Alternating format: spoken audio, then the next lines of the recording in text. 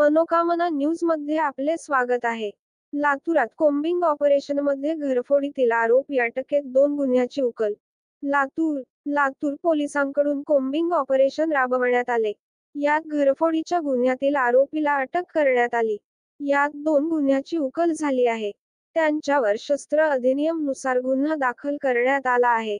गांधी चौक हद्दीमध्ये Scott market road, Latur येथील Shivaji traders किराणा दुकानात व इतर काही दुकानाचे रात्री शटर उचकटून चोरी झाली होती. या संदर्भाने पोलीस स्टेशन गांधी चौक येथे गुन्हे दाखल झाले होते. गुन्हे उघडकीस आणण्यासाठी पोलीस अधीक्षक सोमय मुंडे यांनी आदेश दिले होते. गांधी चौक पोलिसांनी डी.बी. पथकातील अधिकारी, अंमलदारचे पथक तयार करण्यात आले होते.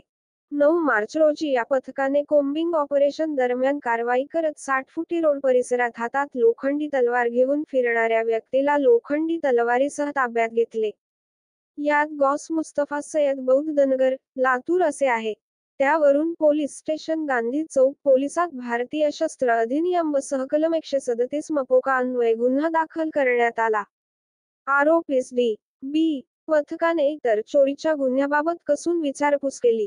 त्याने गेल्या 10 ते 15 दिवसात त्याचा साथीदार आसिफ जावेद पठाण आनंदनगर, लातूर, आणखीन साथीदार असे मिळून रात्रीचे वेळी मोटार सायकलवर बसून लातूर शहरातील डालडा फॅक्टरीजवळ, शिवाजी रोड परिसरातील वेगवेगळी दुकाने लोखंडी कटावळीने, रॉड शटर उचकटून आत जाऊन रोख रक्कम, पैशाची चोरी व काजू यांची चोरी केली आहे असे सांगितले.